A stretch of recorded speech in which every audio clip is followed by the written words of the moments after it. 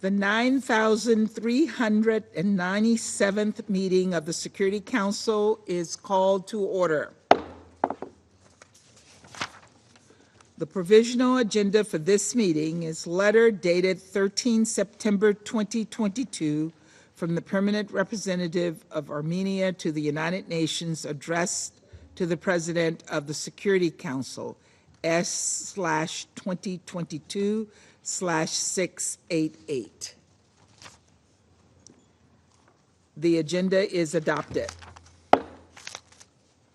In accordance with Rule 37 of the Council's Provisional Rules of Procedure, I invite the representatives of Armenia, Azerbaijan, and Turkey to participate in this meeting. It is so decided. On behalf of the Council, I welcome His Excellency Mr. Ararat Mirzoyan, Minister of Foreign Affairs of Armenia. In accordance with Rule 39 of the Council's Provisional Rules of Procedure, I invite Ms. Edem Warsonu, Director of Operations and Advocacy, Office for the Coordination of Humanitarian Affairs, to participate in this meeting. It is so decided.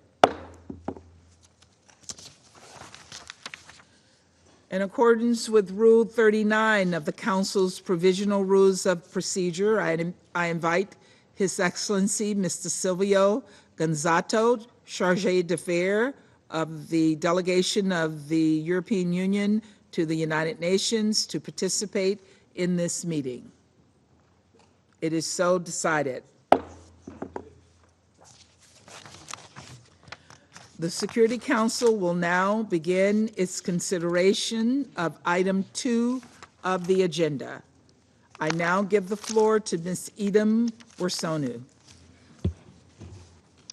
Thank you, Madam President. And thank you to members of the Council for the opportunity to brief you today. The United Nations Office for the Coordination of Humanitarian Affairs is not currently in a position to independently verify information regarding the movement of people or goods through routes that include the Lachin corridor or on the well-being of civilians in the areas where Russian peacekeepers have been deployed. We are, however, aware of ongoing reports on these issues, including around shortages of food and medicines and disruption to energy supplies that are required to maintain critical infrastructure and services such as health and water facilities. We are also aware of reports that some essential health care interventions may have had to be suspended, including surgeries.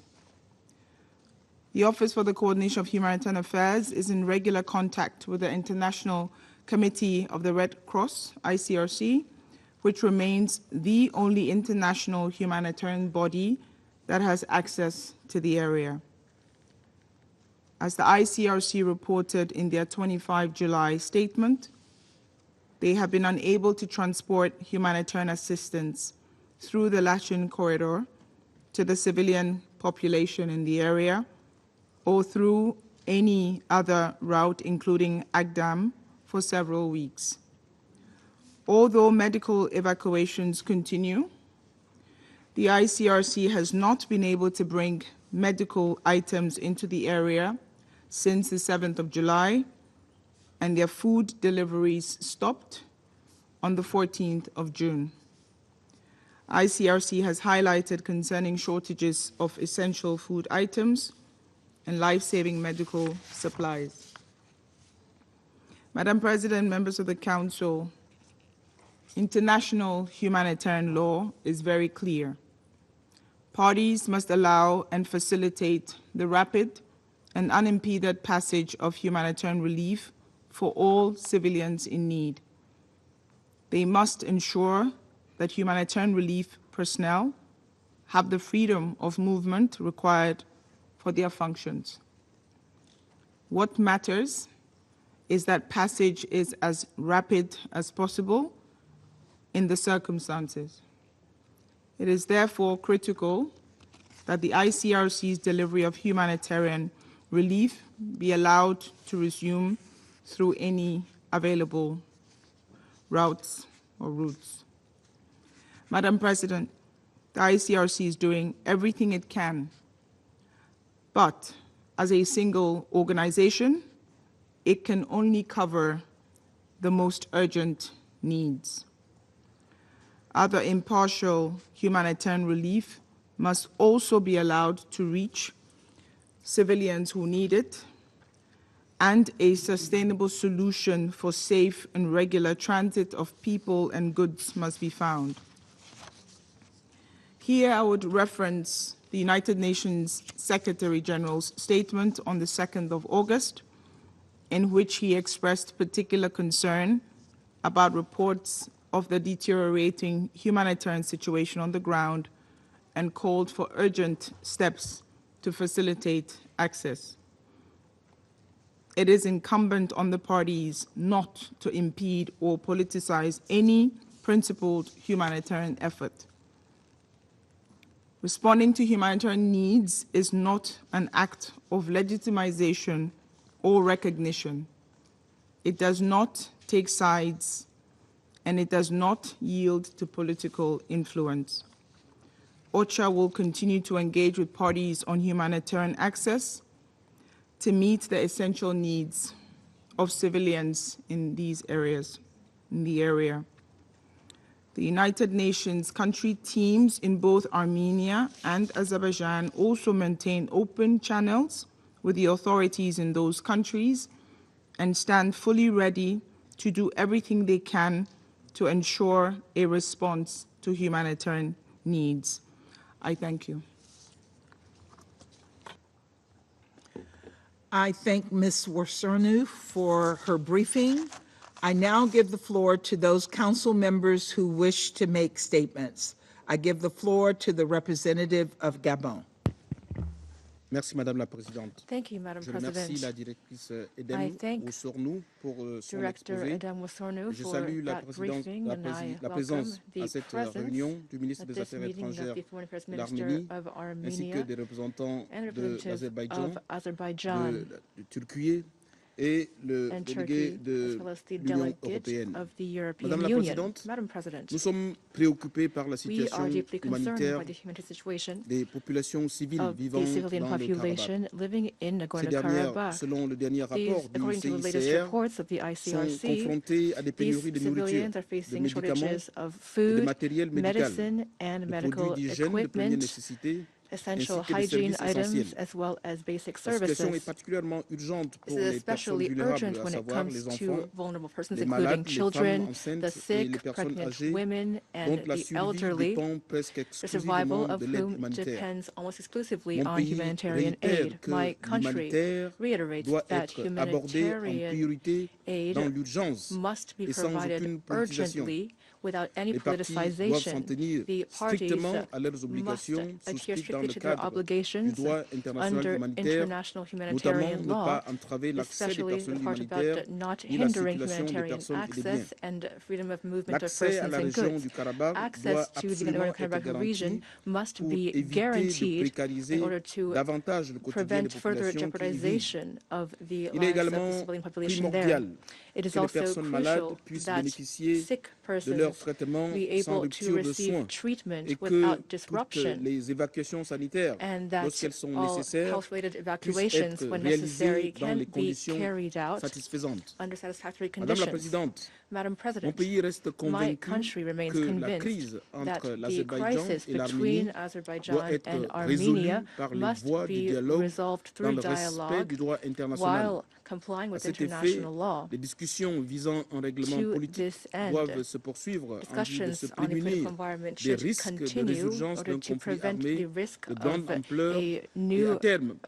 armed parvenir à un conflict règlement complet, and to arrive définitif at et a irréversible lasting, du conflit. irreversible, Nous definitive appelons resolution of the les conflict. parties à We mettre call en on the œuvre parties les to accords existants implement et the à existing poursuivre agreements les and to négociations sur la continue base du cadre negotiations tracé par based l'accord on the 3C tripartite framework du under 10 the novembre tripartite 2021, agreement of ainsi que les November déclarations 10, conjointes 2021, as well subséquentes, as the afin de joint trouver un accord sur les declaration questions in cruciales order to en find suspens, an notamment la agreement on key signature d'un issues, traité de paix including et la signing a délimitation des peace frontières. treaty and delimiting En tout état de borders. cause, In any il case, paraît urgent de it is réduire urgent les to tensions le reduce long de la frontière tensions along et de paver the le chemin borders pour que les prochaines and négociations à to Bruxelles ensure that soient couronnées de negotiations succès. in Brussels, Ceci which are implique upcoming, de la will part des be parties successful. de faire This preuve means de that the parties responsabilité must take a en ne recourant responsible ni approach à la menace militaire, and must not ni à use une rhétorique military threats, outrancière, nor ni incendiary à des rhetoric, discours de haine tendant à nor agiter hate les speech peurs de l'histoire. aiming at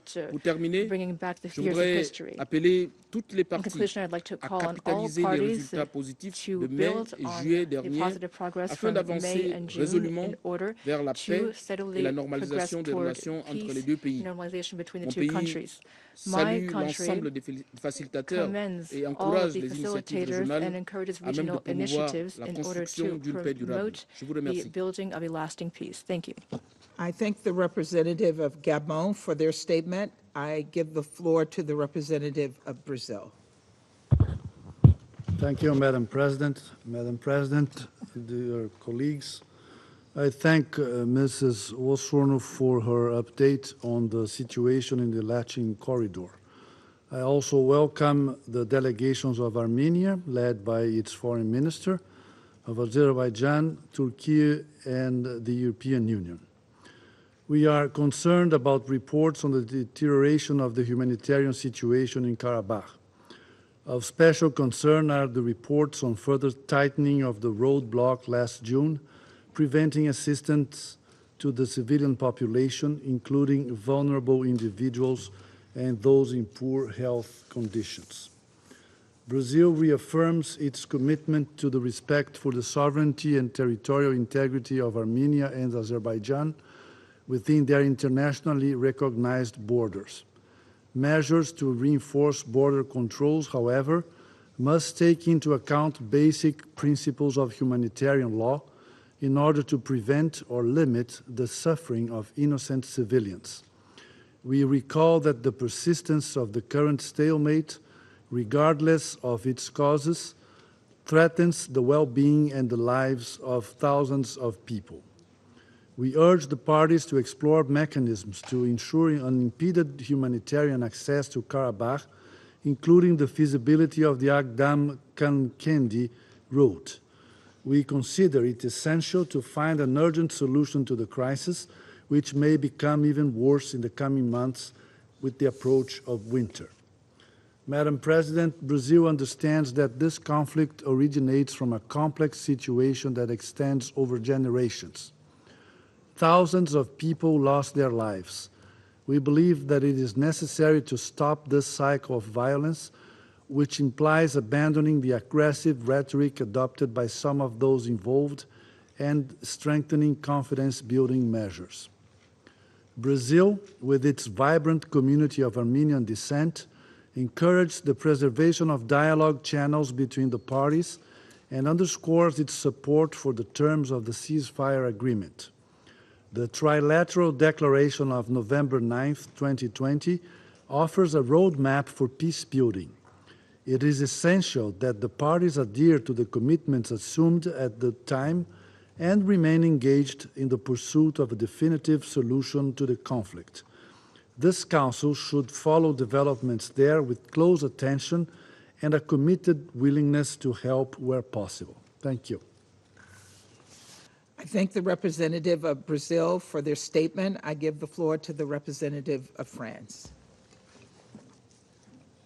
Je vous remercie, Madame la Présidente, et je tiens également à remercier la représentante du BCAH pour son exposé. Je salue également la présence parmi nous aujourd'hui du ministre des Affaires étrangères de l'Arménie. Je souhaite insister sur 3 points. Premièrement, les restrictions et le blocage total depuis plus de 8 mois de la circulation sur le corridor reliant l'Arménie et le Haut-Karabakh provoquent aujourd'hui une crise humanitaire. Le blocage persistant du corridor de la Chine par l'Azerbaïdjan continue d'isoler la population du Haut-Karabakh du reste du monde, sans qu'aucune raison légitime ne puisse justifier une telle situation qui va à l'encontre des principes du droit international humanitaire. Cette situation, combinée aux interruptions de fourniture de gaz et d'électricité, au tarissement des ressources en eau, aux difficultés qui ont été rencontrées par la population pour avoir accès à des semences, à la pénurie de carburant qui entrave les travaux agricoles, dégénère aujourd'hui en crise humanitaire. Et le risque de famine, de pénurie généralisée, y compris de médicaments, est imminent. La France déplore le blocage du convoi d'aide humanitaire dépêché en juillet dernier par les autorités arméniennes pour tenter de remédier à cette situation dramatique. Les restrictions, les obstacles apportés aux activités du CICR et des acteurs humanitaires en violation du droit international ne sont pas acceptables. Face à la gravité de la situation humanitaire, la France appelle au rétablissement sans condition et sans délai de la libre circulation des biens, des personnes et des marchandises le long du corridor de la Chine dans les 2 sens et d'un approvisionnement continu de la population en gaz et en électricité. Depuis notre dernière réunion publique, la Cour internationale de justice a rendu une ordonnance le 22 février 2023. Cette ordonnance a indiqué des mesures conservatoires qui ont force obligatoire et qui prescrivent à l'Azerbaïdjan, conformément aux obligations qui lui incombent au titre de la Convention internationale sur l'élimination de toutes les formes de discrimination raciale, de prendre toutes les mesures dont il dispose afin d'assurer la circulation sans entrave des personnes, des véhicules, des marchandises le long du corridor de la Chine dans les 2 sens. Et dans son ordonnance du 6 juillet 2023, constatant la précarité de la situation entre les parties, la Cour a confirmé la nécessité d'une mise en œuvre effective de la mesure indiqué dans son ordonnance du 22 février 2023. Tout comme l'a fait le secrétaire général des Nations Unies le 2 août dernier, la France appelle à nouveau l'Azerbaïdjan à se conformer à ses obligations internationales et notamment à mettre en œuvre les mesures conservatoires indiquées par la Cour internationale de justice. Face à la gravité de la situation, la France salue l'action du CICR sur le terrain.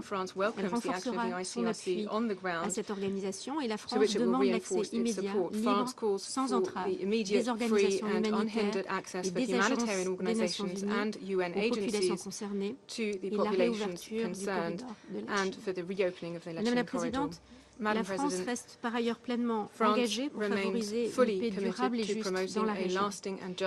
Nous appelons à ce titre à une reprise des négociations vers le règlement de l'ensemble des questions en suspens, y compris celle des droits et garanties pour la population du Haut-Karabakh. Ce règlement ne peut être atteint que par la voie du dialogue, en excluant tout recours à la force ou toute menace de recours à la force. Aux côtés de l'Union européenne, la France continuera de contribuer aux efforts, favoriser le dialogue entre l'Arménie et l'Azerbaïdjan. Elle apporte son plein soutien et elle participe aux efforts de médiation qui sont menés par l'Union européenne pour promouvoir un processus de normalisation. Nous appuierons la recherche de progrès sur l'ensemble des sujets en négociation, notamment le projet de traité de paix, la délimitation de la frontière, les questions humanitaires et l'ouverture des voies de communication. La France est bien à la disposition des parties pour contribuer à ces objectifs en lien avec l'ensemble des partenaires et des parties prenantes. Je vous remercie. I thank the representative of France for their statement. I now give the floor to the representative of Japan. Madam President, I thank OCHA Director of Operations, Adam Wasorn, for her briefing. We took note of the letters by Armenia and Azerbaijan distributed to the Security Council. The arguments of both sides offer different explanations. However, safeguarding local livelihoods must be the utmost priority. The lives of the most vulnerable, including the sick and chronically ill, elderly, women, infirm, and children, must not be threatened. We recall the Secretary General's concern over reports of continued challenges to the freedom of movement along the Lachin corridor and the deteriorating humanitarian situation on the ground. The ICRC is currently facing difficulties to bring humanitarian assistance to the civilian population through the Lachin corridor or any other routes. It is calling on the relevant decision makers to let it resume its essential humanitarian operations in the area. Humanitarian access by international organizations must be unimpeded. We urge all parties to grant access as soon as possible.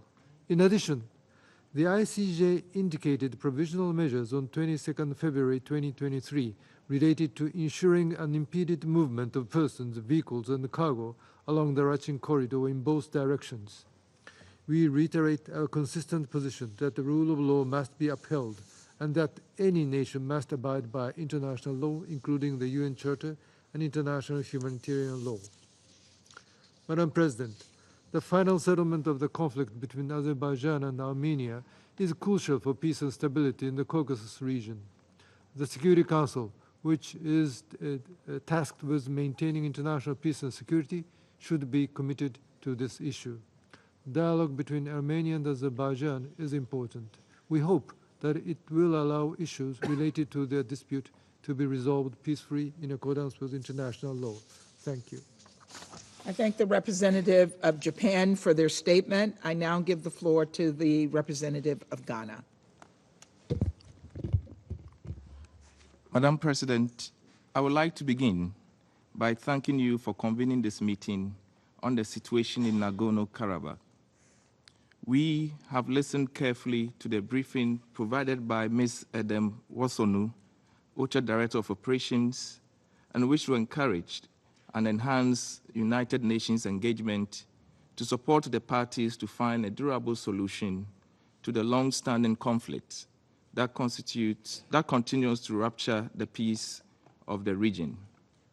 Against the backdrop of fresh tensions, hate speech, and dangerous rhetoric in relation to the situation, we welcome the participation in this meeting of the Foreign Minister of Armenia and the representative of Azerbaijan, and look forward to hearing their views, which we hope can help the Council in its effort to address the prevailing challenges.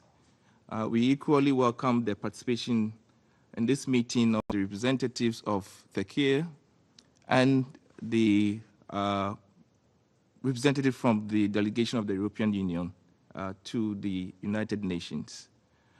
Madam President, it is imperative that our messages today should urge the parties to meaningfully engage with all regional and multilateral processes to peacefully resolve the conflict based on the established principles that are mutually acceptable.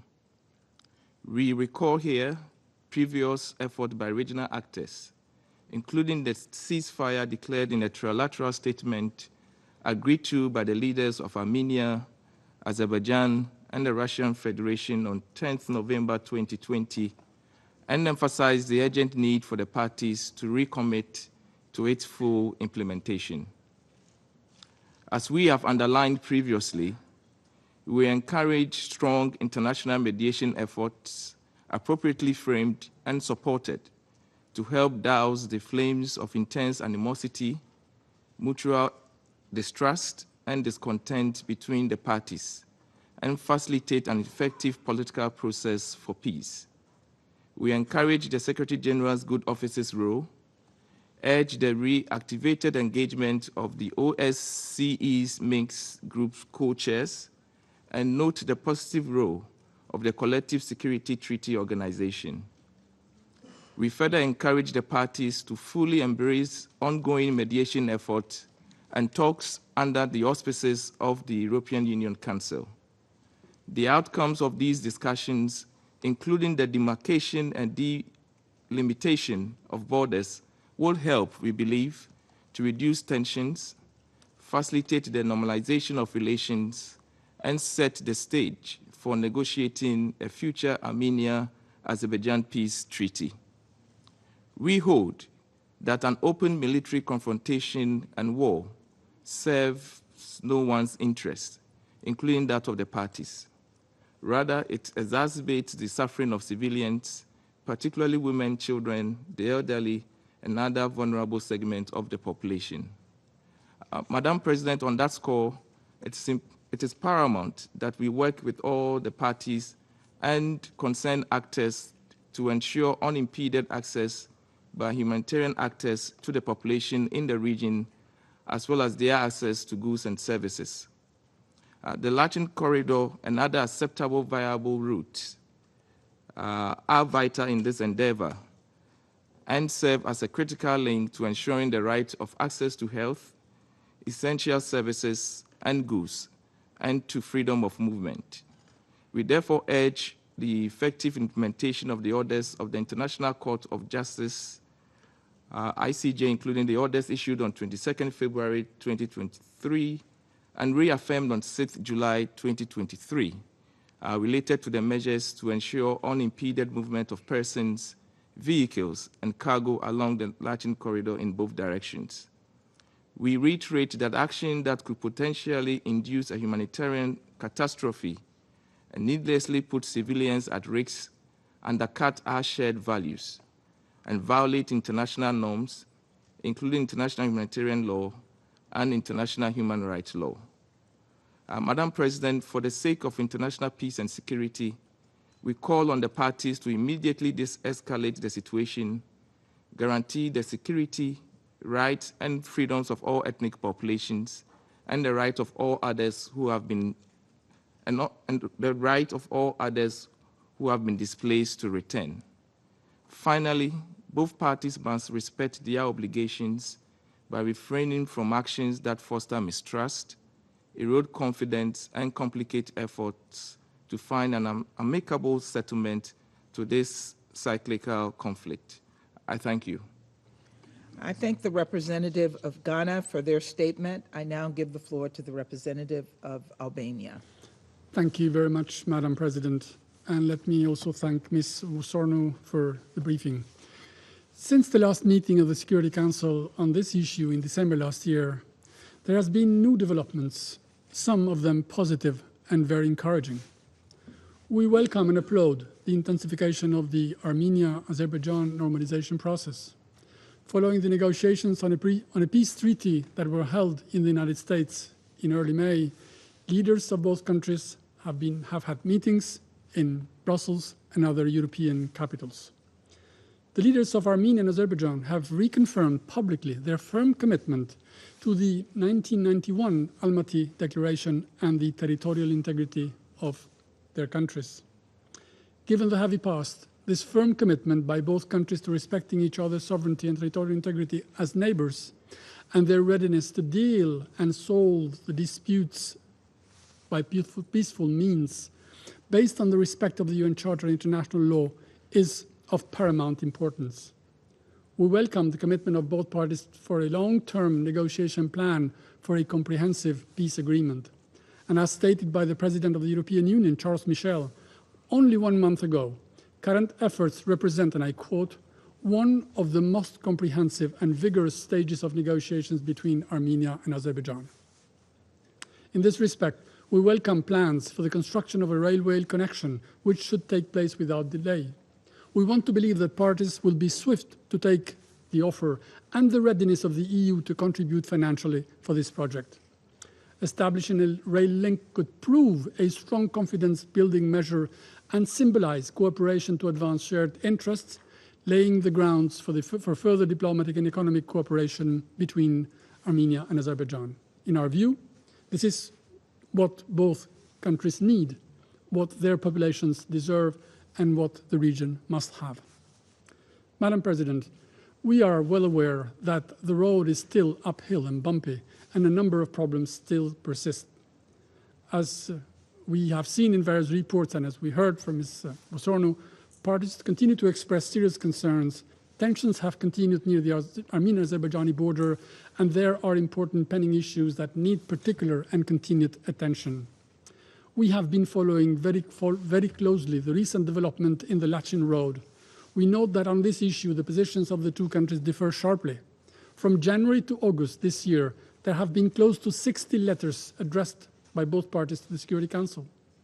While each side develops its own narrative on the situation, one aspect strikes more than anything: a profound lack of trust between the parties on the best ways to deal with the situation of the Azerbaijani citizens of Armenian descent living in the country, and on the urgent need for the parties to get together and work seriously to resolve all related issues.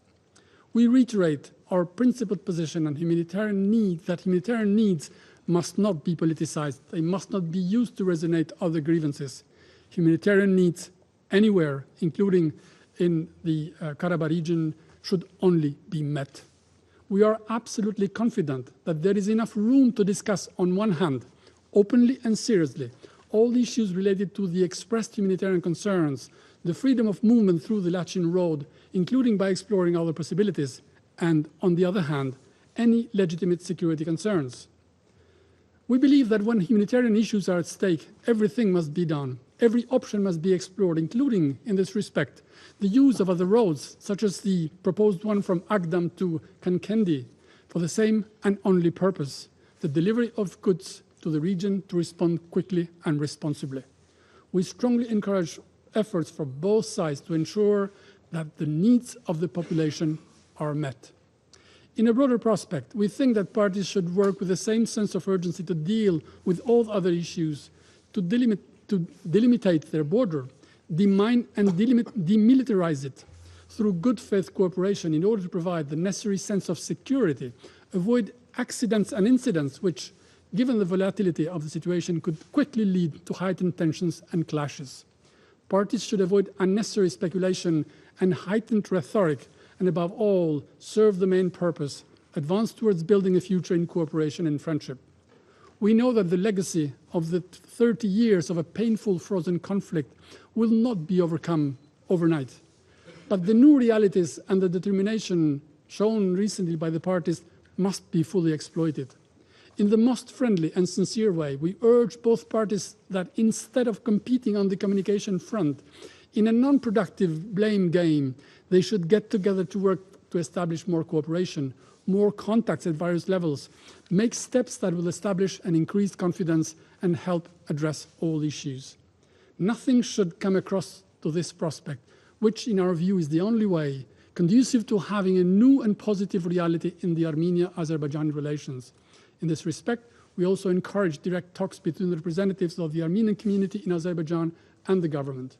Let me end, Madam President, reiterating the importance of pursuing the path of diplomacy as the best way to move forward and overcome the bitter legacy of a conflict that has kept apart the people of two neighboring countries with huge consequences.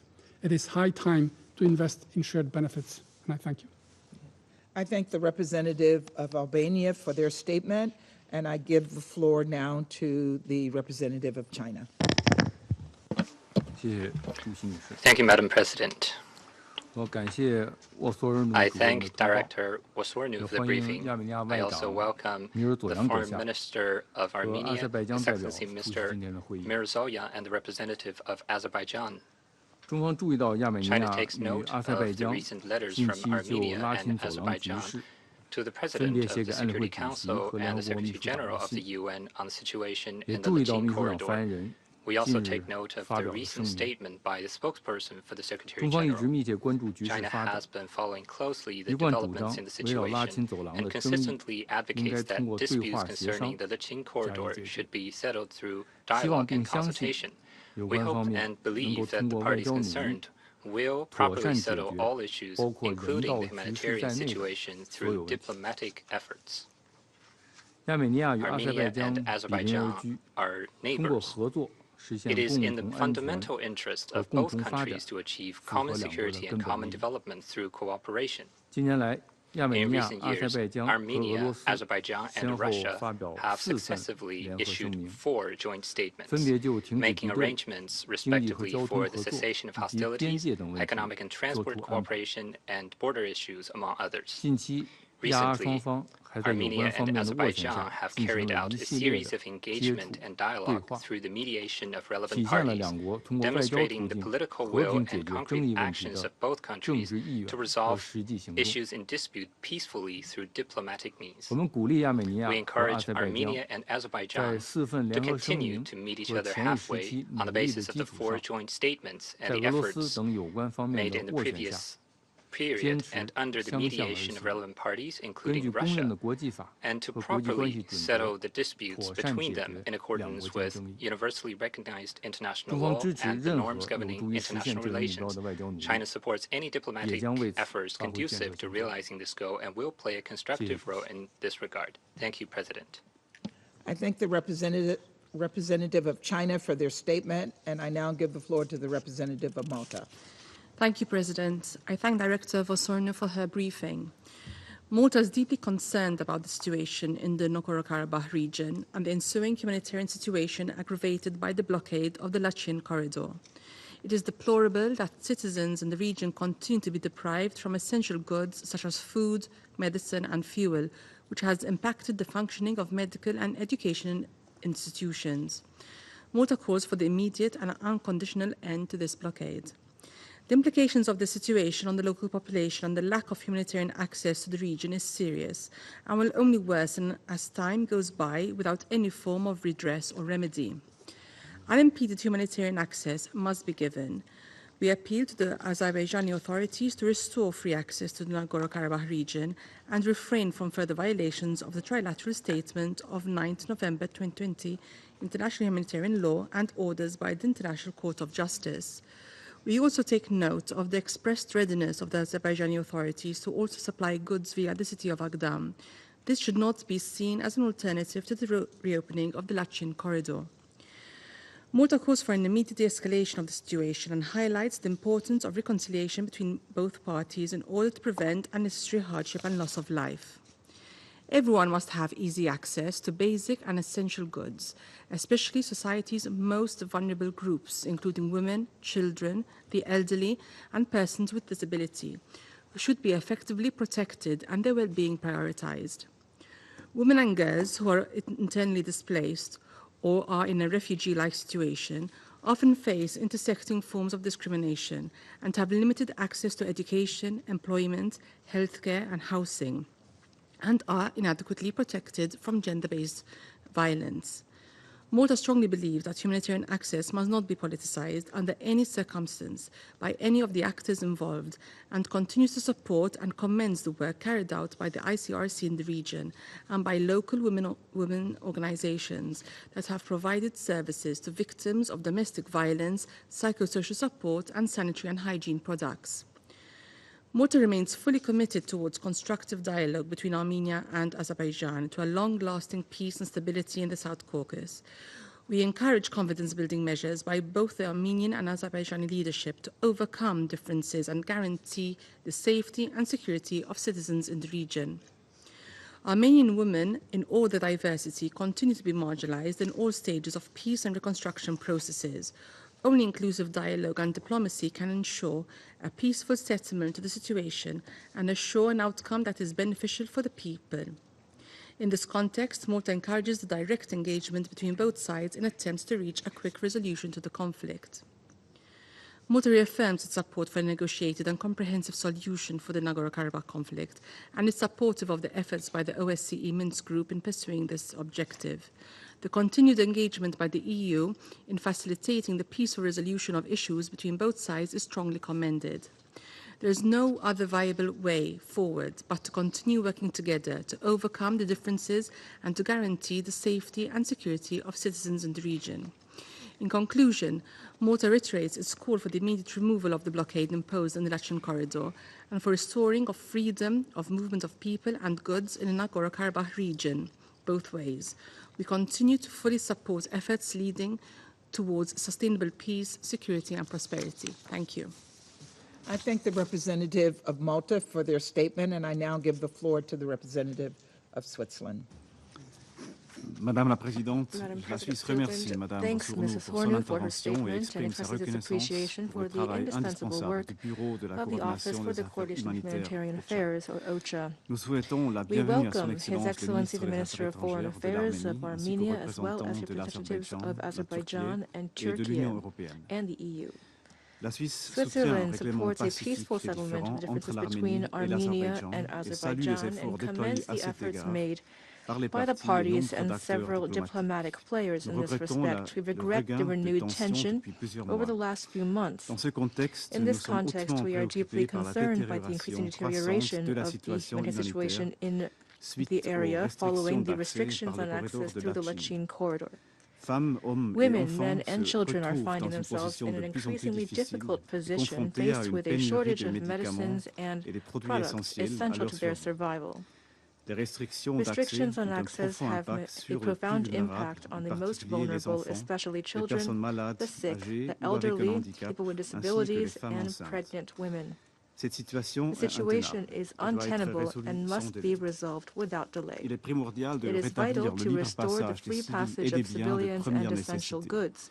We call on the parties to respect the commitments they have taken, notably in the Trilateral Declaration of November 2020.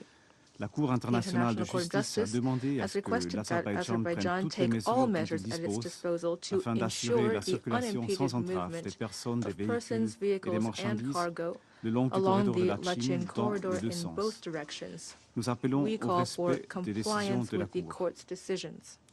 De plus, les parties doivent prendre des mesures urgentes pour faciliter l'accès sûr, rapide et sans entrave des acteurs humanitaires aux civils dans le besoin, comme l'exige le droit international humanitaire. Nous nous joignons à l'appel lancé par le CICR aux parties le 25 juillet pour trouver un consensus humanitaire afin de garantir qu'une aide humanitaire impartiale parvienne à ceux qui en dépendent. Le CICR doit pouvoir reprendre ses opérations humanitaires dans la région sans entrave.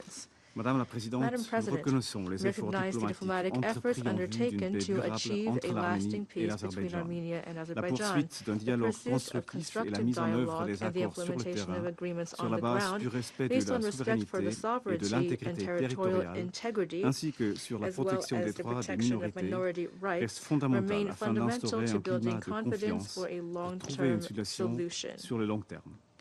Nous appelons les parties à prendre des mesures de désescalade et à intensifier leurs efforts pour normaliser leurs relations et parvenir à un traité de paix. La Suisse reste prête à promouvoir ces efforts par ses bons offices si les deux parties le souhaitent.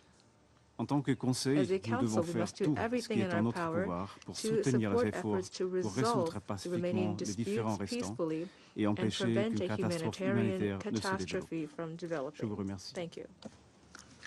I thank the representative of Switzerland for their statement, and I now give the floor to the representative of Ecuador. Gracias, Thank señora you, presidenta. Madam President.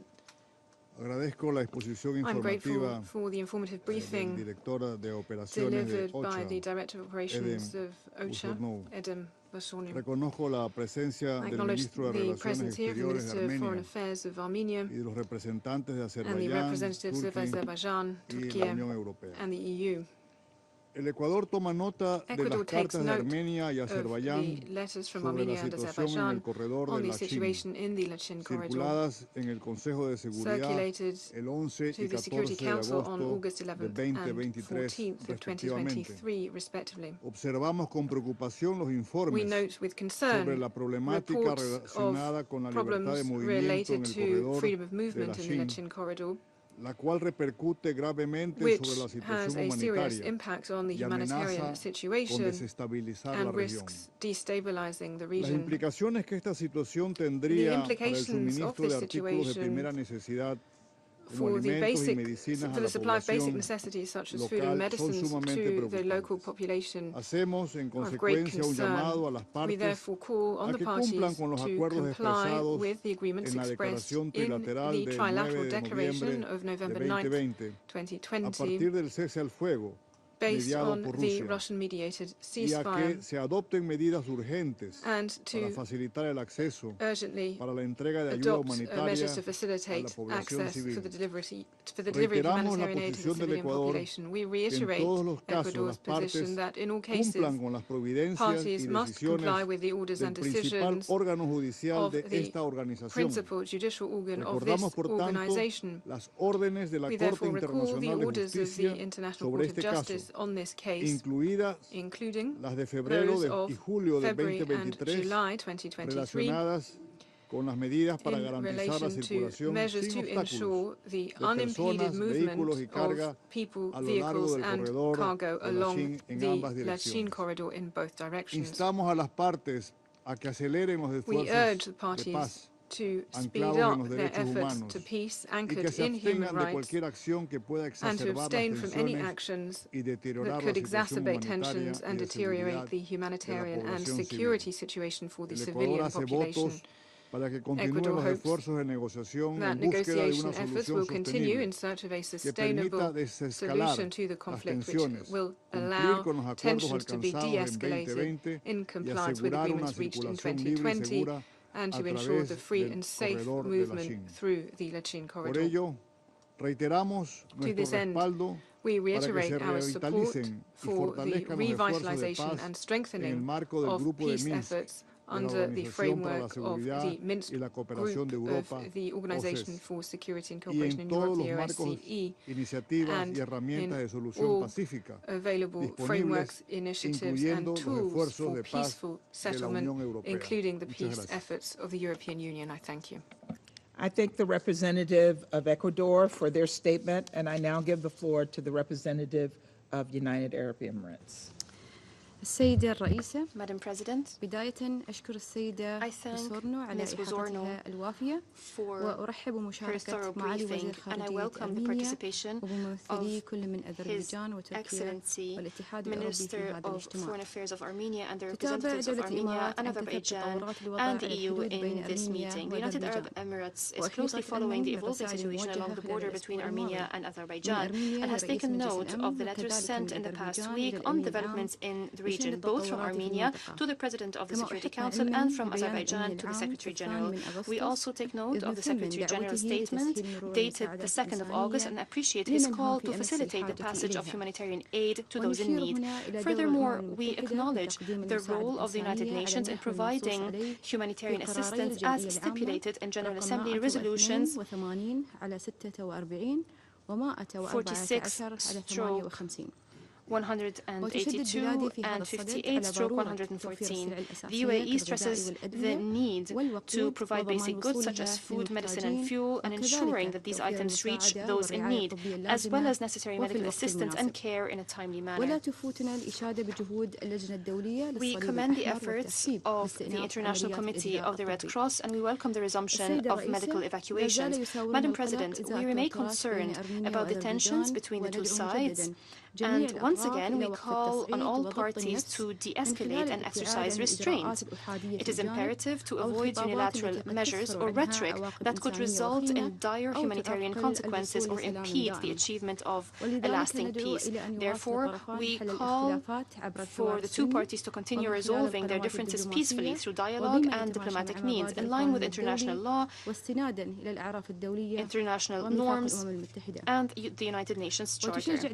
In this context, the UAE encourages Armenia and Azerbaijan to continue engaging constructively and in good faith within the ongoing mediation efforts, which we hope will lay the foundation for a sustainable peace. They should build on the recent meetings in Brussels and Moscow. We also welcome the ongoing talks between Armenia and Azerbaijan, and we look forward to seeing concrete steps in this direction. Now is the time for peace, and through our open lines of communication with Armenia and Azerbaijan, the UAE will continue to support all efforts that promote stability, dialogue, and peaceful coexistence between the two countries. I thank you, Madam President.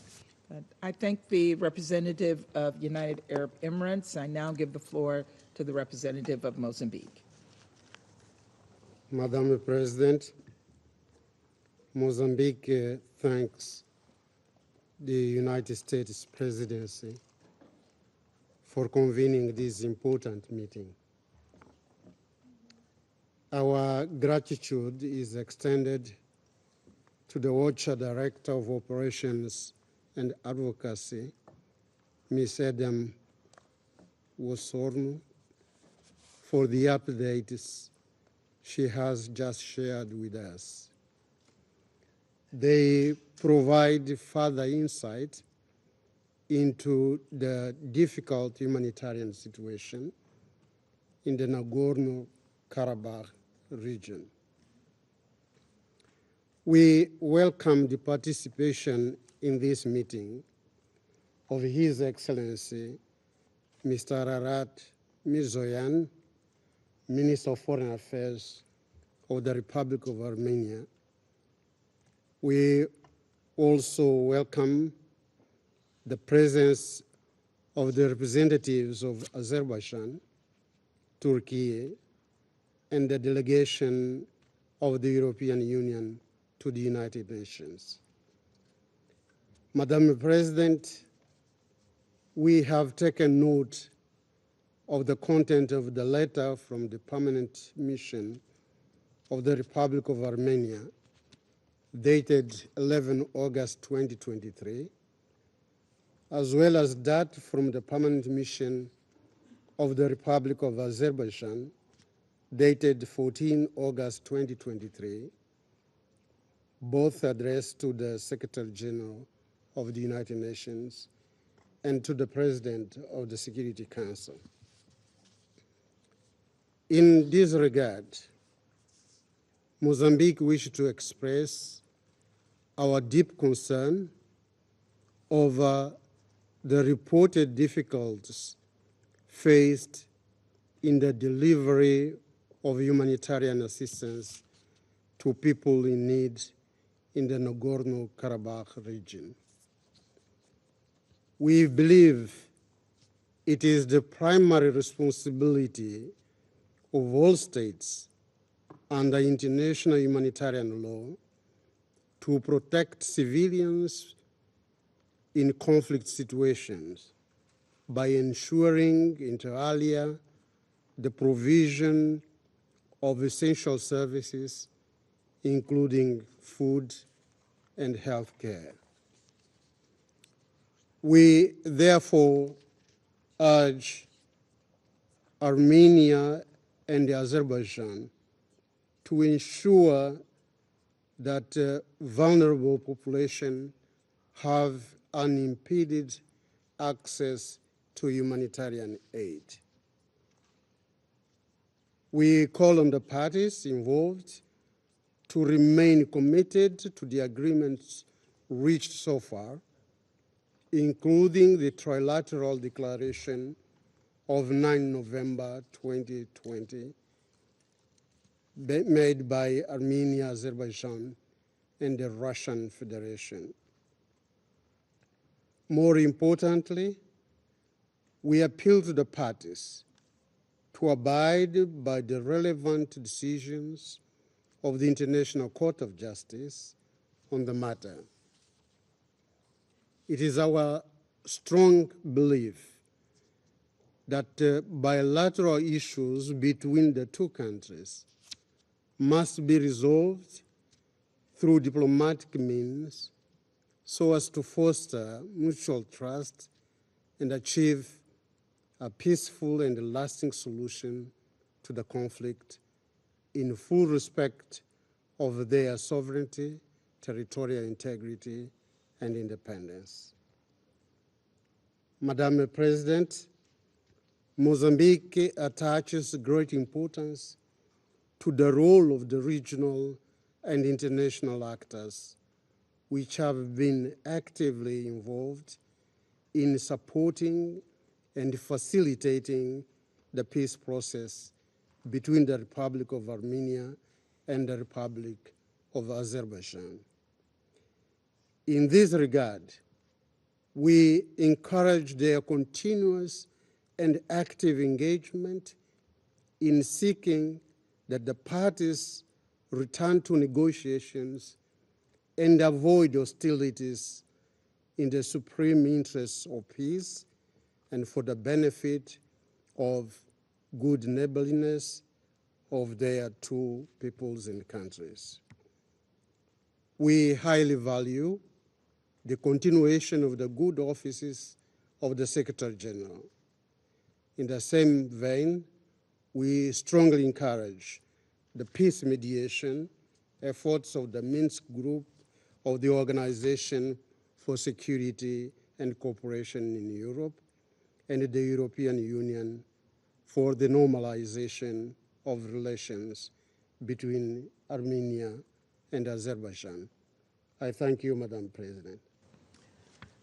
I thank the representative of Mozambique for their statement, and I now give the floor to the United Kingdom. Thank you, President, and thank you, Ms. Wazornu, for the helpful update.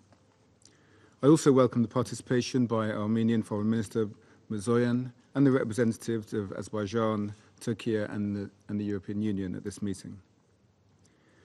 The UK remains deeply concerned at the ongoing disruption to the Lachin corridor, which threatens the supply of life-saving medication, healthcare, and other essential goods and services, resulting in humanitarian consequences for the local population. It is therefore crucial that the ICJ order of February 2023 is respected to ensure unimpeded movement along the Lachin corridor in both directions. We strongly urge parties to allow the ICRC access along all available routes, including via the Lachin corridor, for the organisation to be able to undertake its vital work. All parties must refrain from the politicisation of humanitarian aid in order to meet the needs of the civilian population.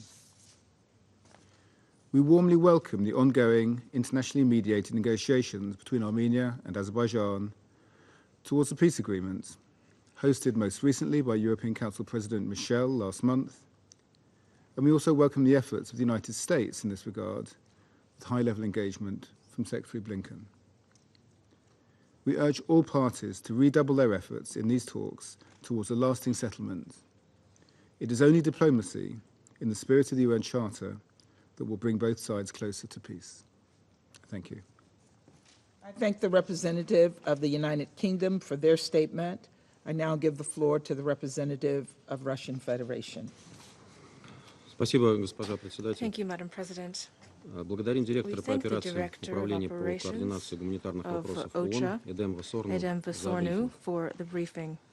Обеспокоены продолжающимся перекрытием Лачинского коридора. Сейчас как никогда востребованы шаги на земле, направленные на скорейшую деэскалацию обстановки вокруг Нагорного Карабаха, в том числе разблокирование Лачинского коридора и использование других гуманитарных маршрутов. Российская Федерация при поддержке обеих сторон прилагает максимальные усилия для скорейшего разрешения сложившейся кризисной ситуации, а также содействия нормализации отношений между дружественными нам Азербайджаном и Арменией в целом. Делаем все возможное по политико-дипломатическим каналам на всех уровнях и на земле по линии российского миротворческого контингента, чтобы не допустить гуманитарного бедствия в регионе. Продолжаем энергичные контакты со всеми вовлеченными сторонами в целях безотлагательного восстановления стабильных поставок на Горный Карабах продуктов питания, медикаментов и иных предметов первой необходимости, а также возобновления электро- и газоснабжения. Совокупность заявлений президента России, президента Азербайджана, премьер-министра Армении 2020-2022 годов остается безальтернативной дорожной картой для примирения Баку и Еревана. Потенциал трехсторонних договоренностей далеко не исчерпан. Их ключевыми составляющими являются делимитация и последующая демаркация армяно-азербайджанской границы при экспертном содействии России, разблокирование транспортных коммуникаций в рамках трехсторонней рабочей группы под сопредседательством вице-премьеров России, Азербайджана и Армении, содействие подготовке армяно-азербайджанского мирного договора, развитие диалога парламентариев и авторитетных представителей. По каждому из этих направлений намечился определенный прогресс. Россия настроена и далее прилагать соответствующие усилия. Армяно-азербайджанское примирение немыслимо без надежных и ясных гарантий безопасности и соблюдения прав жителей Нагорного Карабаха на основе общепризнанных международных принципов в рамках юридического поля Азербайджана. Данная логика вытекает из неоднократно подтвержденных недавних договоренностей лидеров Армении и Азербайджана о взаимном признании сторонами территориальной целостности друг друга в соответствии с Алматинской декларацией 1991 года. В ходе переговоров министров иностранных дел России и Азербайджана Азербайджана и Армении 25 июля в Москве с нашей стороны были предложены реалистичные компромиссные развязки по деэскалации напряженности, которые были взяты сторонами в проработку. Речь идет о параллельном открытии коридоров через Агдам и Лачин для передвижения гражданских лиц и невоенных грузов. Это создаст необходимые предпосылки для скорейшего запуска прямого диалога между полномочными представителями официального Баку и армянского населения Нагорного Карабаха.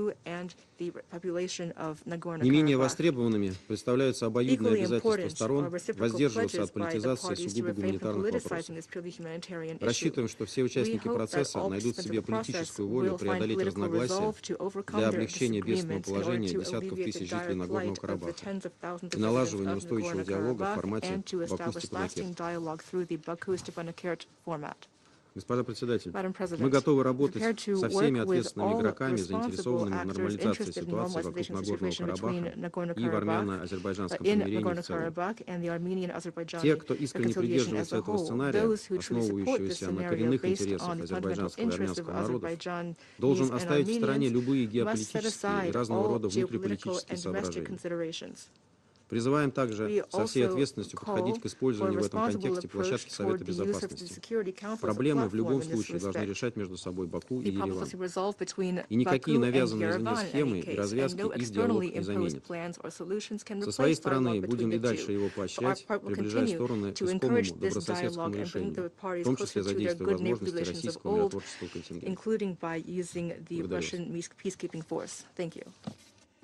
I thank the representative of the Russian Federation for their statement. I shall now make a statement in my capacity as representative of the United States. Let me start by thanking you, Director Wosornu, for being here with us this afternoon.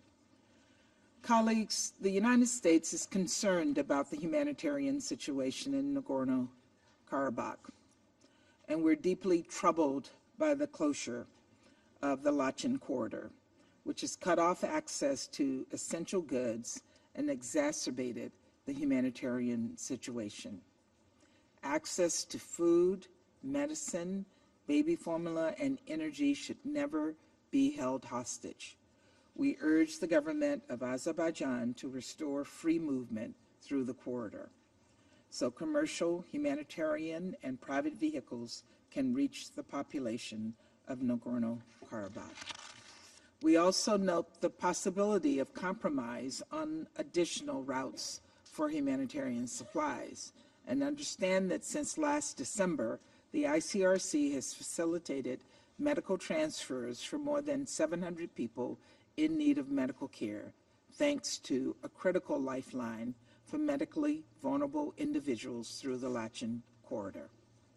Neutral, impartial, humane, and independent humanitarian access and assistance, including medical transfers, must not be hindered, full stop.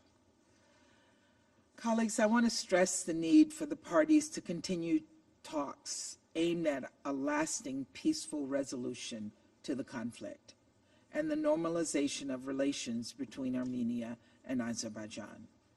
These peace discussions require all parties to exercise creativity, flexibility, and compromise. And let me be clear, peace in the region must include protections for the rights and security of individuals in Nagorno-Karabakh. The United States urges restraint and the immediate cessation of any activities that undermine the peace process. And we call on all sides to fully meet their obligations under international humanitarian law. The international community must continue to engage diplomatically to facilitate dialogue and a durable, dignified peace. Negotiations are vital to a lasting peace, and we support any format that allows Armenia and Azerbaijan to continue dialogue toward a peaceful resolution to the conflict.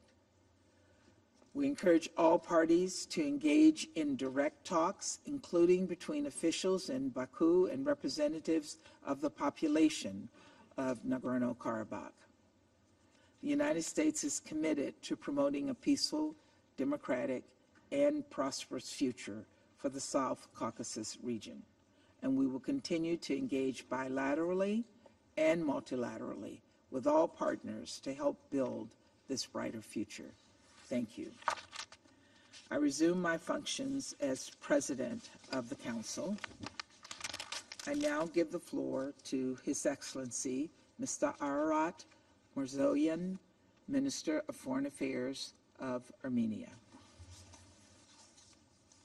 Madam President, distinguished colleagues, I would like to thank the Security Council for convening this urgent meeting to discuss the humanitarian situation in Nagorno-Karabakh, stemming from the 8-month-long blockade of the Lachin Corridor, the road of life connecting Nagorno-Karabakh with Armenia and the outer world. Today I'm here to seek the support of this august body in maintaining the prospect of reaching just and comprehensive peace and stability in our region, which is seriously undermined by Azerbaijan with the humanitarian calamity on the ground in Nagorno-Karabakh. During the last 2 years, Armenia, with the help of the international community, spared no efforts to establish peace and stability in our region. And I believe today we still have the opportunity to reach this aim. But the current humanitarian situation in Nagorno-Karabakh has the full potential to deteriorate the perspectives of peace in the whole region of South Caucasus and even beyond. Ladies and gentlemen, today I would like to elaborate, suggesting you to judge not based on justifications that you might consider being true or false, but on values and facts. The Universal Declaration of Human Rights starts with recognition of the inherent dignity and the equal and inalienable rights of all members of the human family as the foundation of freedom, justice, and peace in the world. Irrespective of their residence, all human beings are entitled to human rights and dignity. They should be treated with highest respect and care, even at time of war. Unfortunately, the people of Nagorno-Karabakh are deprived from such treatment, finding themselves in a condition of a total siege. Now let me present the events, facts and figures which show the current realities in blockaded Nagorno-Karabakh. So, November 9, 2020, trilateral statement signed by the leaders of Armenia, Russia and Azerbaijan, according to paragraph 6 of which, I'm quoting, the Lachin Corridor, 5 kilometers wide, which will provide the connection between Nagorno-Karabakh and Armenia, shall remain under control of the Russian Federation peacekeeping forces, end of quote. December 12, 2022. Azerbaijan blocked the Lachin Corridor under a fake pretext of environmental concerns. Since then, gradual utilization of limited domestic stocks has resulted in an acute food shortage and closures of stores. Prior to the blockade, around 90% of all consumed food was imported from Armenia, and with every passing day, the people of Nagorno-Karabakh don't receive 400 tons of essential goods daily. Currently, there is a severe lack of food, including nutrition for kids, flour, sugar, as well as medicine, fuel, etc. Moreover, due to the absence of fuel and targeting of the workers by Azerbaijan, almost all agricultural work has halted. As a result, approximately 10,000 hectares of land adjacent to the contact line remain uncultivated. December 20, 2022. The UN Security Council discussed the issue for the first time, and the vast majority of Council members called Azerbaijan to lift the blockade. Since December 2022, periodically, and March 2023 completely, in sum for around 180 days, Azerbaijan disrupted the only supply of natural gas to Nagorno-Karabakh. Halting the gas supply has already led to a number of adverse humanitarian consequences, such as disruption of the work of hospitals, disruption of the educational process at the schools and kindergartens, disruption of the work of vitally important institutions and social services, inability of people to heat their homes, loss of the access of many households to hot water, lack of fuel for vehicles, etc. Since January 9, 2023, now more than 210 days, Azerbaijan has disrupted the supply of electricity through the sole high-voltage line between Armenia and Nagorno-Karabakh. Since then, relying on limited local resources of electricity, Nagorno-Karabakh had to implement rolling power outages with only a few hours of energy supply. February 22, 2023. The International Court of Justice indicated a provisional measure in the ongoing case concerning the application of the International Convention on the Elimination of All Forms of Racial Discrimination, Armenia versus Azerbaijan, according to which Azerbaijan shall, I quote, take all measures to ensure unimpeded movement of persons, vehicles and cargo along the Lachin corridor in both directions. April 23, 2023. Azerbaijan, in violation of the ICJ decision and the trilateral statement of November 9, 2020, installed a checkpoint in the Lachin corridor. June 15 this year, Azerbaijan went further with fully blocking the Lachin corridor by banning any access to Nagorno-Karabakh, even humanitarian, including of the International Committee of Red Cross, could have provided some food, medicine, fuel, etc. July 6, 2023, the International Court of Justice reconfirmed its provisional measure from February 22, 2023. July 25 this year, ICRC, the only international humanitarian organization that has been operating in Nagorno-Karabakh for more than 30 years, stated, and I quote, despite persistent efforts, the ICRC is not currently able to bring humanitarian assistance to the civilian population through the Lachin corridor or through any other routes. End of quote. July 26. The Republic of Armenia sent a humanitarian convoy, which up to now remains at the entrance of the Lachin corridor, as the Azerbaijani side denies the access. August 2. The UN Secretary General reiterated his deep concern over the challenges related to the freedom of movement along the Lachin corridor, recalling the previous statement on the need to implement the orders of the ICJ, I'm quoting, including the orders issued on 22nd of February and reaffirmed on 6th of July, related to the measures to ensure unimpeded movement of persons, vehicles and cargo along the Lachin corridor in both directions, end of quote. The Secretary General further expressed particular concern about the deteriorating humanitarian situation on the ground and called for, I quote, urgent steps to facilitate access for the delivery of humanitarian assistance to people in need, end of quote. August 7 this year, a group of the UN human rights experts, the Special Rapporteur on the Right to Food, Special Rapporteur on the Right to Education, the Independent Expert on the Enjoyment of all human rights by older persons, and the Special Rapporteur on the Rights of Persons with Disabilities expressed alarm over the ongoing blockade of the Lachin corridor by Azerbaijan and the dire humanitarian crisis in Nagorno-Karabakh, which, I quote, has left the population facing acute shortages and placed the lives of the residents, especially children, persons with disabilities, older persons, pregnant women, and the sick at significant risk. To sum up, due to the blockade, there is no any economic activity in Nagorno-Karabakh. Thousands of people are left unemployed as there is no possibility to pay the salaries.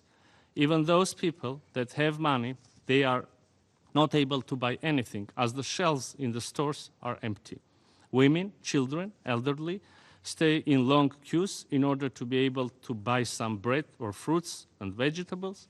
Sometimes they have to pass dozens of kilometers on foot to reach empty shops and pharmacies. The authorities of Nagorno-Karabakh had to issue ration coupons for certain food products, including rice, porridge, sugar, etc. There is a real threat of hunger. Here are some other figures, ladies and gentlemen. 120,000. This is the number of people living in Nagorno-Karabakh, which is deprived to exercise their basic human rights. 20,000. The number of elderly people who are even unable to move due to the absence of public transportation. 30,000. The number of children living in Nagorno-Karabakh who are struggling from malnutrition and lack of food. 270. The number of children who are not able to return and reunite with their families in Nagorno-Karabakh.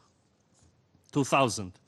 the number of pregnant women residing in Nagorno-Karabakh who don't have even basic access to health care, 9,000.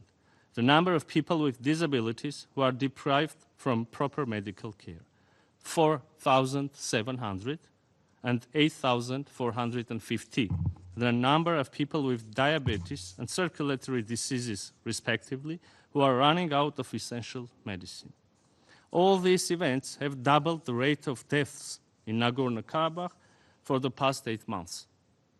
Furthermore, the absence of medicine, sanitizers, and other items of hygiene create risks of epidemics. 710. The total number of the patients and their accompanying persons evacuated by the ICRC throughout the whole period of blockade that went through a humiliating procedure of proving their health condition in order to get permission to be evacuated. 1. A man with a very concrete name and surname, Vagif Khachatryan, who was abducted at the checkpoint being transported by the ICRC to Armenia for heart surgery. He was abducted while being under international humanitarian protection. This is by far not the only incident when Azerbaijan intentionally obstructed the work of the ICRC. Again, 1. Another man with a very concrete name and surname, Karo Hovanesyan, who passed away yesterday. And according to the Autospy report, he died because of starvation and lasting malnutrition. 2 3-year-old Leo and 6-year-old Gita, who died in Martakert, as their mom had to live there alone to go on foot to the nearby town with the hope to find some food for them. Ladies and gentlemen, during the previous months, many of you tried to address the issue of opening the Lachin corridor. However, despite all the calls, the commitments undertaken by trilateral statement from November 9, 2020, the legally binding orders of the ICJ, the situation did not improve on the ground. Quite contrary, Azerbaijan incrementally but consistently severed the blockade of the degree, to the degree of complete siege of Nagorno-Karabakh. Armenia raised its concerns on deepening the humanitarian crisis as a result of closure of Lachin corridor in all negotiations with Azerbaijan, which were separately facilitated and mediated by the United States of America, European Union, Russia, and yet to no avail. Throughout this time, Azerbaijan engagement has been anything but not in good faith. Back to the first discussion on this issue in the Security Council, Azerbaijan denied any responsibility on the actions thereon and even claimed that it was not controlling the Lachin corridor. Throughout the past 8 months, Azerbaijan brought a number of pretexts aimed at justifying its actions. First, it was so-called eco-activists with environmental concerns, then baseless allegations of transporting arms through the Lachin corridor, furthermore, military provocations, and so on. The Lachin corridor has been agreed as a link between Armenia and Nagorno-Karabakh and has no alternative. The Lachin corridor should be opened, and when it comes to other possible communications, this should be addressed within an international mechanism of Baku-Stepanakert dialogue.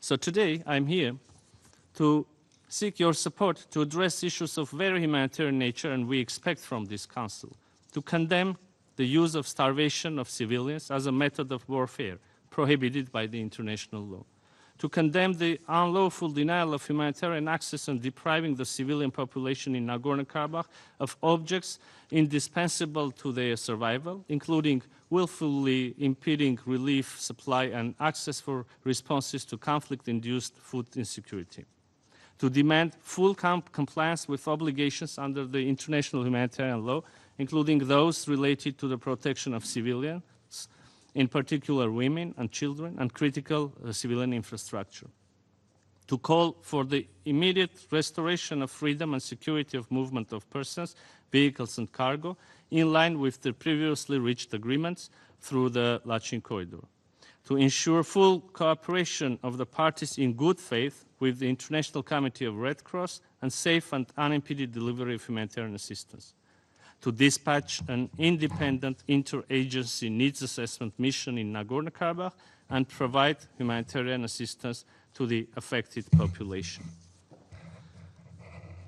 These humanitarian issues clearly need to be resolved with the international community's strong intervention before the negative consequences result in ethnic cleansing of the people of Nagorno-Karabakh. According to the elected representatives of Nagorno-Karabakh, and I quote, "This is a deliberately engineered crime driven by evident genocidal intent. The Azerbaijan authorities purposefully instigated the blockade of Lachin corridor with the knowledge that it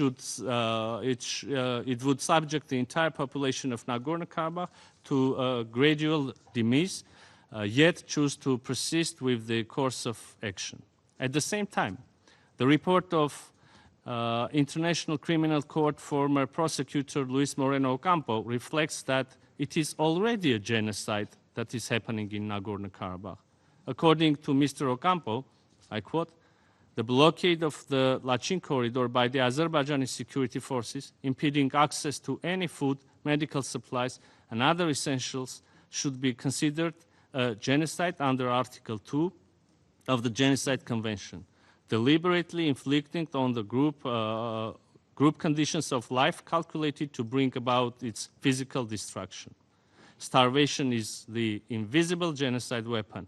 Without immediate dramatic change, this group of Armenians will be destroyed in a few weeks." End of quote.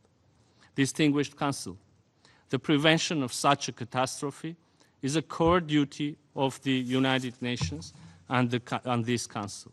I do believe that this distinguished body, despite of geopolitical differences, has capacity to act as genocide prevention body and not as genocide commemoration when it might be too late. In conclusion, I would like to come back to the very beginning of my intervention. One of the most important principles of the United Nations is leaving no one behind. And Edwin, 4 years old, Anastasia, 6 years old, Maria, 7 years old, David, 5 years old, Tatev, 5 years old, Samuel, 8 years old, and many others still have a hope that they will not be left behind. Thank you. I thank His Excellency, Mr. Marzoyan, for his statement, and I now give the floor to the representative of Azerbaijan. Thank you, Madam President. Given the statement I have just heard, I shall start by categorically rejecting all the unfounded and groundless allegations on blockade or humanitarian crisis propagated by Armenia against my country. What Armenia tries to present as a humanitarian matter is indeed the provocative and irresponsible political campaign to undermine the sovereignty and territorial integrity of my country. It is Armenia that for almost 30 years had blatantly disregarded the relevant 4 resolutions and series of presidential statements of the Security Council that unequivocally demanded full, immediate, and unconditional withdrawal of occupying forces from the territory of Azerbaijan. Against this backdrop, Armenia's actions are nothing but the embodiment of designed political hypocrisy, and its appeal to the Security Council is a part of the campaign that it has been pursuing over the months to manipulate and mislead the international community. Had Armenia been sincere in its quest to help, it would have been done and happened immediately. It was indeed within practical reach very recently, days ago, as a result of active involvement of international actors, including some members of the Security Council. This did not materialize only due to the refusal by Armenia itself, following the series of intensive consultations and shuttle diplomacy, agreements were finally reached with respect to the delivery of humanitarian cargo to the Karabakh region through various routes, as well as the organization of a meeting between special representative of the government and representatives of local Armenian residents. On the first case, concrete blocks and all other physical barriers installed by the Armenian side on Aghdam-Khankandi Road should have been removed to allow the delivery of humanitarian cargo by the International Committee of the Red Cross to the local residents. This should have been followed by upscaling the usage of the Lachen Road by the ICRC within 24 hours. All the parties involved, including the Russian peacekeeping contingent and the ICRC, were prepared to commence implementation of this deal practically within 1 hour. Unfortunately, during the briefing by distinguished representative of OCHA, we have heard a lot of references to ICRC. So I would like also to seek this particular information from ICRC and to prove it also through the further communications. On the second case, the meeting between representatives of the central authorities and of local Armenian residents was agreed to take place in nearby city of Yevlakh. Regrettably, on August 5th, Armenia, through its illegally installed regime, backstepped from the both agreements at a very last moment by introducing politically motivated and illegitimate preconditions and various pretexts. There should be no doubt that notwithstanding the intensive engagement by Azerbaijan with the Russian Federation, the United States, the European Union, the ICRC for finding ways out of the situation, Armenia has been deliberately obstructing diplomatic efforts. There is only one explanation for that. Armenia is not willing to be a part of the solution. Instead, it artificially ignites tension in the region with a view to continuing manipulation and misleading at international level. Madam President, the breach of the agreement on the delivery of humanitarian goods by the ICRC on August 5th is not the only obstruction. In fact, it is continuation of Armenia's politicization of the presence and activities of this humanitarian organization and its reckless attempt to exploit humanitarian matters for political purposes by challenging the sovereignty and territorial integrity of Azerbaijan and preventing the reintegration of local ethnic Armenian residents. Here are the facts that speak for themselves. Immediately after the end of the war in 2020, Azerbaijan offered its logistics and infrastructure to the ICRC for the delivery of goods to the Karabakh region of Azerbaijan. In 2021, those goods were transported to Barda city, to the field office of ICRC, to be delivered to the area. The Armenian side rejected it and prevented the ICRC from delivering humanitarian assistance. Right after the start of protests by eco-activists on the section of the Lachen-Khankandi route, Azerbaijan requested the ICRC to present the list of goods needed by the local residents and expressed its readiness to provide all logistical and infrastructural support for their delivery.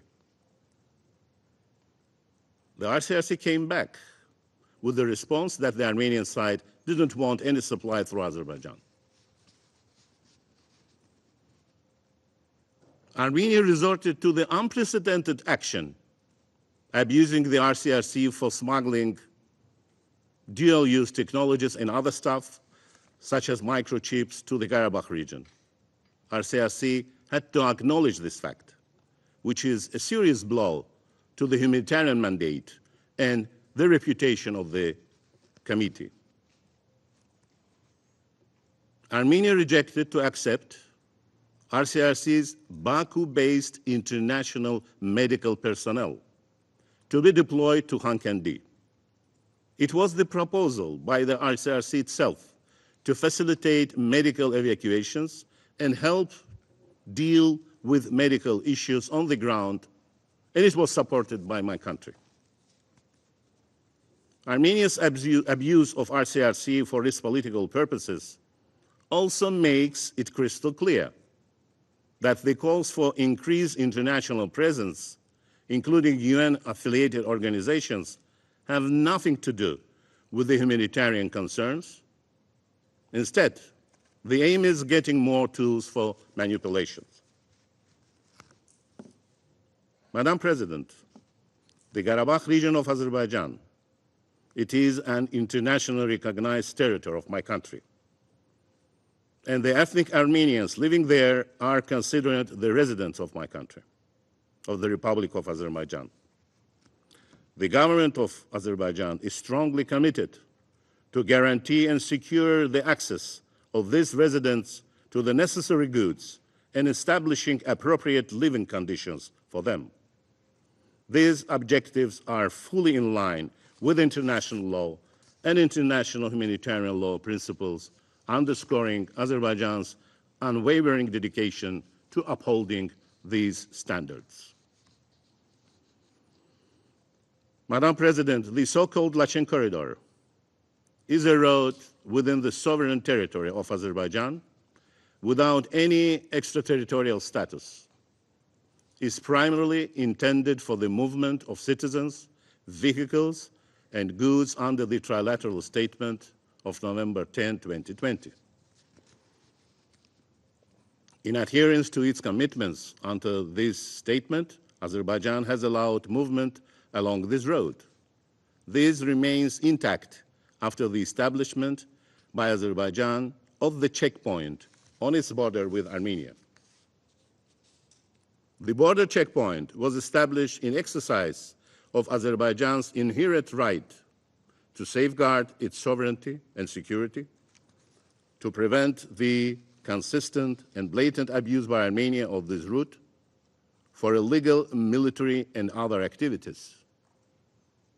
And I repeat, to prevent the consistent and blatant abuse by Armenia of this route for illegal military and other activities, such as rotation of its some 10,000 military personnel, illegally stationed in the territory of Azerbaijan, transfer of weaponry, ammunition, landmines, foreign nationals and terrorists thereto, as well as unlawful extraction and transfer of natural resources from this territory.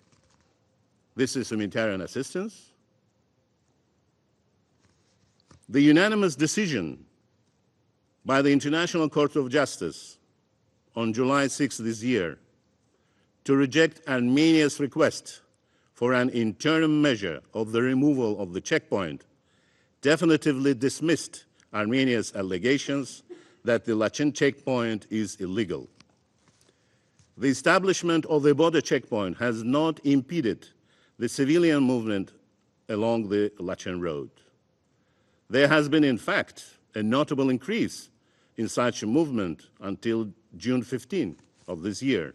On that date, another unwarranted provocation by Armenia unfolded when its armed forces attacked Azerbaijani border guards and accompanying Russian peacekeeping forces. This attack resulted in severe injury to an Azerbaijani border guard and concurrently posed a direct threat to the ICRC staff and civilians passing through the checkpoint. Madam President, if Armenia were genuinely concerned about the ordinary residents of the region, it would never have objected the usage of Aghdam-Khankandi road for the delivery of goods to the Karabakh region. This road is connected to the one of the major transportation routes of Azerbaijan, known as Silk Road or M2 Highway, which provides a reliable connection to international markets. Compared to the 59 kilometers long Lachin-Khankendi road passing through mountainous and serpentine terrain, this road is only 18 kilometers long between Agdam and Khankendi. Today, within their visit to Agdam, representatives of diplomatic corps accredited to Azerbaijan, including United Nations Residence Coordination Office and other UN institutions, had also a chance to witness that the road was functional and ready for transportation goods. Here I would like to refer to you. You have on your tables this map, which clearly demonstrates the ability, logistical place, international airports on the territory of Azerbaijan to secure and provide all necessary assistance to population in need. Equally are ungrounded the false allegations on genocide. At this point, Armenia's manipulative and deceptive campaign involved the so-called opinion by Mr. Luis Moreno Ocampo, who presents himself as an independent expert. The flaws in Mr. Ocampo's assertions have been identified in detail by a prominent international law expert, Mr. Rodney Dixon, in his preliminary report, which underlines that Ocampo's opinion lacks substantiation, is incomplete, and displays numerous inaccuracies. As such, there is no foundation for claiming that a genocide is currently being perpetrated. Specifically, Mr. Dixon finds that Ocampo's opinion, patently selective in the facts, in particular, given his failure to mention Armenia's rejection of Azerbaijan's proposal of alternative routes to supply local Armenian residents. Such manipulations under humanitarian pretexts are not isolated from the increased illegal and provocative military activities. Over past weeks, the Armenian armed forces illegally remaining in the territory of Azerbaijan in a blatant violation of international law, as well as Armenia's commitment under paragraph 4 of the trilateral statement of the leaders of Azerbaijan, the Russian Federation of Armenia, have intensified the military engineering works and other military buildup. The use of radio-electronic warfare equipment illegally deployed in the sovereign territory of Azerbaijan is of particular concern. Not only civilian aircrafts of the Azerbaijani airlines, but also those of foreign countries have been subjected to radio-electronic interference over past weeks, posing serious risk to their safety. Today, an attempt by reconnaissance group of the Armenian armed forces to infiltrate the territory of Azerbaijan and to carry out diversion operations in the Kalbajar district was prevented, and a member of this group, Vaskanyan Gagik Ashotovich, date of birth 1983, armed with the machine gun and ammunition, was detained. Mr. President, Armenia must refrain from provocations, cease its actions undermining the sovereignty and territorial integrity of my country, abstain from meddling in our internal affairs, and genuinely engage in post-conflict normalization negotiations. It is of vital importance that the historic opportunity for durable peace in the region is not missed. Verbal statements by the leadership of Armenia on the recognition of the sovereignty and territorial integrity of Azerbaijan, including the Karabakh region, created a ground for cautious optimism that peace is indeed within reach.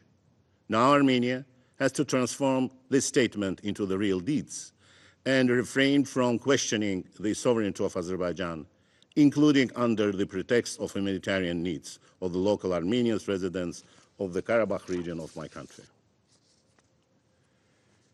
Over the past few months, concerted efforts to intensify the normalization process with active engagement of international partners have yielded promising results. These diplomatic dialogues have played a crucial role in bringing differences and achieving tangible progress on several articles of the future bilateral agreement aimed at establishing a lasting peace and interstate relations.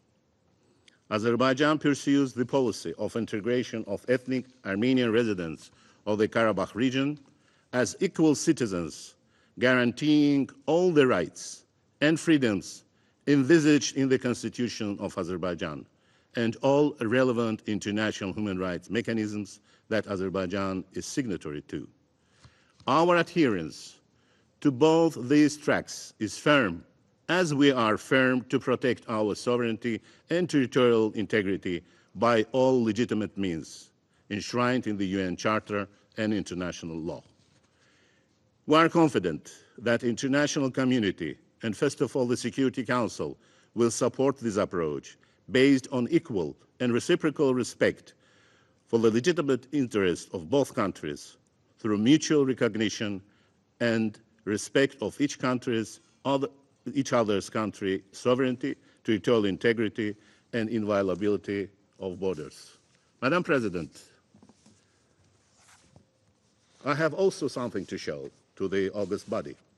Social media outlets are full of numerous video clips and photos of local Armenian residents in Khankendi celebrating birthdays, anniversaries, weddings, and all the good occasions. And indeed, we wish them well. These photo and video facts convincingly refute the allegations about the starvation, famine, and humanitarian crisis. People are happy, they dancing at their wedding party. This is celebration, very tasty cookies, etc., etc., etc. I'm happy to share this information with my distinguished neighbor at my right. Please use it in your work. I thank you very much.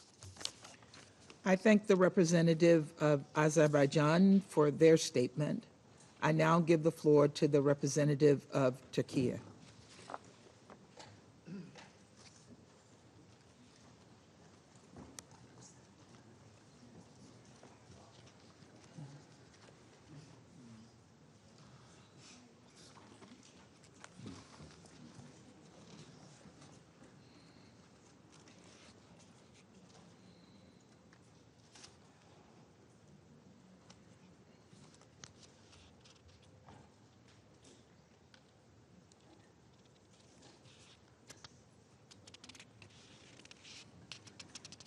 Madam President, can you hear me? Yeah.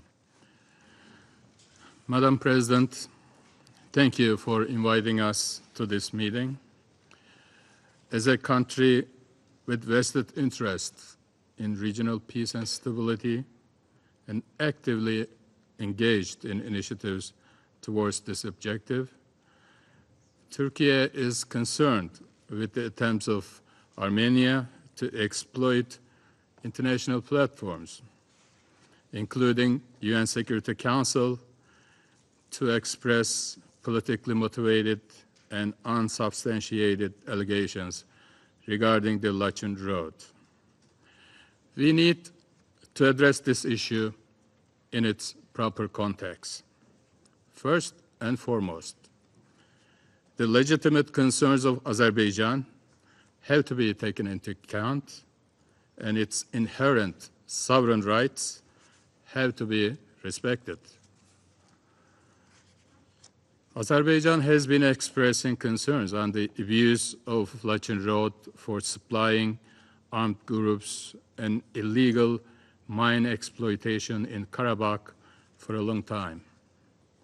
However, these concerns and sensitivities were not taken into account, and Azerbaijan felt it obliged to take measures on its own territory as it deemed appropriate within the framework of its sovereign rights.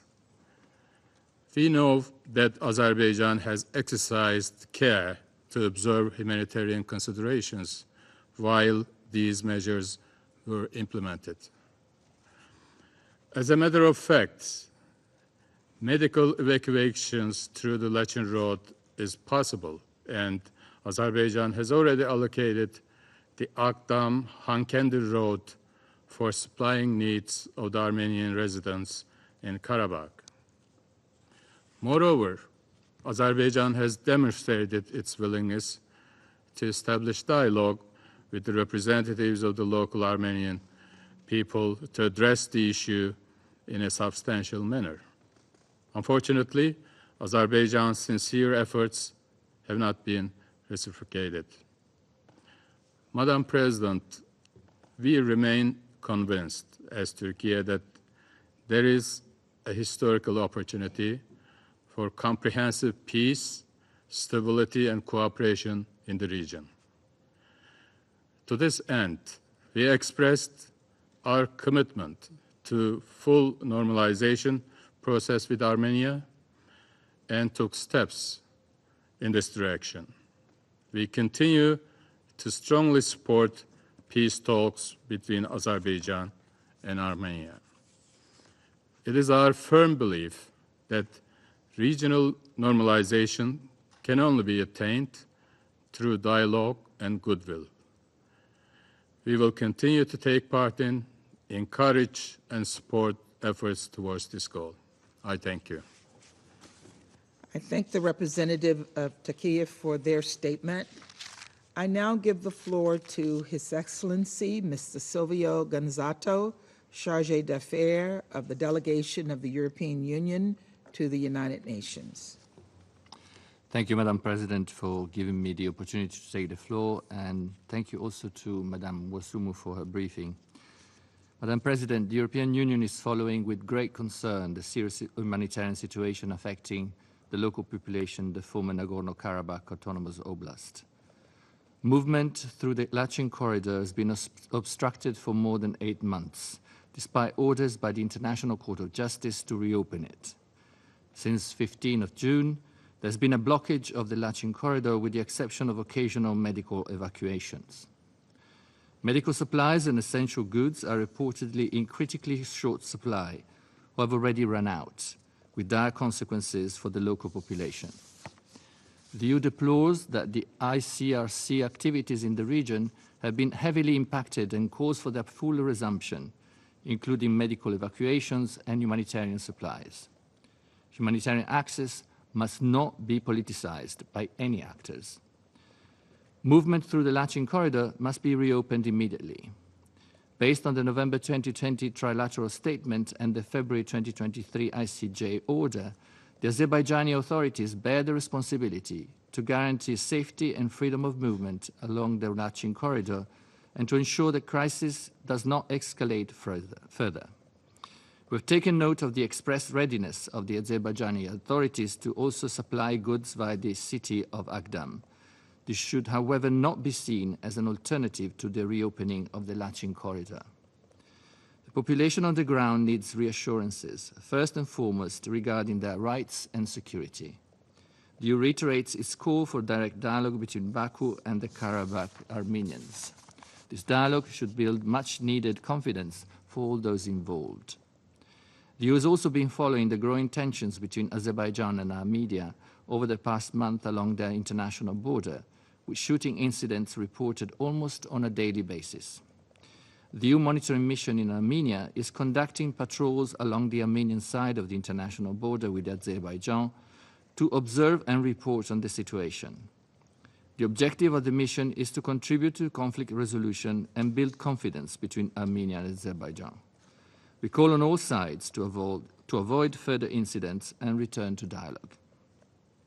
The European Union, and in particular, President of the European Council Charles Michel, have been heavily engaged in supporting the normalization process between Armenia and Azerbaijan since the end of 2021. At the last trilateral meeting hosted by President Charles Michel with President Aliyev of Azerbaijan and Prime Minister Pashinyan of Armenia on the 15th of July 2023, the leaders of the two countries reiterated their strong commitment to the peace process.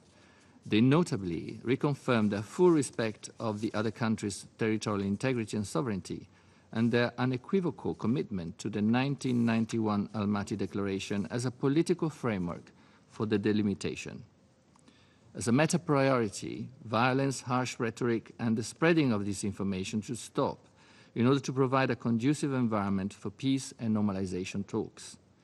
A return to dialogue in good faith remains as urgent as ever. This requires the genuine commitment of all sides to negotiated outcomes and a future built on common interests and mutual trust. Unfortunately, the current deteriorating humanitarian situation of the Karabakh Armenians is harming the peace process. Humanitarian issues need to be resolved, and concrete steps should urgently be taken to build trust. The European Union remains fully committed to facilitating dialogue between both sides in order to ensure long-lasting peace for the benefit of all people in the region. I thank you. I thank His Excellency Mr. Gonzato for his statement. There are no more names inscribed on the list of speakers. The meeting is adjourned.